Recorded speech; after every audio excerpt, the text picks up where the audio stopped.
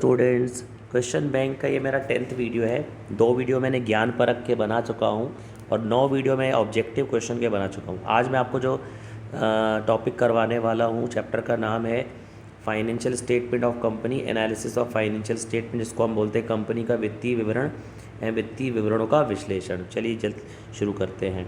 सबसे पहले लिखा है कंपनी में जो बैलेंस शीट होती है, बैलेंस शीट में एक मिसलेनियस एक्सपेंस करके होता है, सन्ड्री एक्सपेंस करके होता है। उसमें कौन सा एक्सपेंस लिखा जाता है? इसका आंसर है discount on issue of shares. ये सब नहीं होते हैं, सन्ड्री एक्सपेंस में नहीं आते हैं। फिर सिक्योरिटी प्रीमियम रिजर्व का जो बैलेंस होता है, बैलेंस शीट में कहाँ लिखा जाता है? लाइबिलिटी साइड में, रिजर्व एंड सरप्लस के अंदर।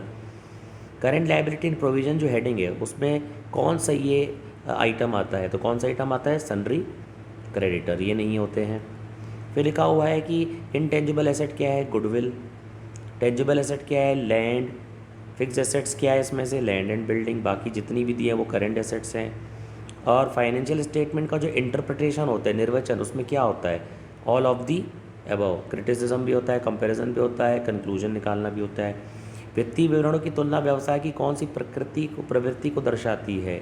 सारी, लाभदायकता भी, वित्तीय स्थिति भी, सॉल्वेंसी भी, ऑल ऑफ दी अबव।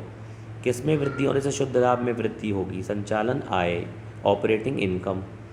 किसमें परिवर्तन होने से उत्पादन लागत अपरिवर्तित रहेगी? सेलिंग एक्सपेंस, क्योंकि ये सारे प्रोडक्शन कॉस्ट के खर्चे हैं। वित्तीय विवरण के विश्लेषण का उपकरण नहीं है trial balance. Trial balance financial statement का एनालिसिस का टूल नहीं है। ये सारे हैं टूल। तो इसका आंसर क्या है? तलपट, ट्रायल बैलेंस। एक व्यवसाय का उद्देश्य कुल मिलाकर क्या होता है? लाभ प्राप्त करना। वित्तीय विवरण निम्नांकित का सारांश प्रस्तुत करते हैं। खातों का, वित्तीय खातों इसका एग्जैक्ट आंसर है वैसे, वित्तीय खातों का। फिर देखिए वित्तीय विवरण होते हैं एंटिसिपेटेड फैक्ट्स नहीं, रिकॉर्डेड फैक्ट्स होते हैं। ठीक है। रिटेन अर्निंग स्टेटमेंट शोज लाभों का नियोजन यानी डिस्ट्रीब्यूशन या एप्रोप्रिएशन ऑफ प्रॉफिट, ये नहीं होता है। इसके बाद लाभानी विवरण के नाम से जाना जाता है। इनकम स्टेटमेंट को हम statement of profit and loss भी बोलते हैं।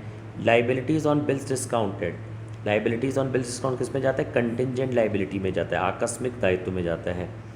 एक कस्वाधिकार यानी पेटेंट राइट। पेटेंट राइट क्या है? इनटेंजिबल एसेट है, इनटेंजिबल एसेट्स है, ध्यान रखेंगे। इसके बाद है प्रिलिमिनरी एक्सपेंस। प्रिलिमिनरी एक्सपेंस क्या है? फिक्टिशियस एसेट्स है। इसके बाद है वित्तीय विवरण लेखांकन प्रक्रिया का फाइनल प्रोडक्ट है, अंतिम। ये आंसर है अंतिम उत्पाद। स्थायी संपत्तियों को दिखाया जाता है, स्थायी संपत्तियों को दिखाया जाता है बुक वैल्यू पर, कॉस्ट माइनस डेप्रिसिएशन।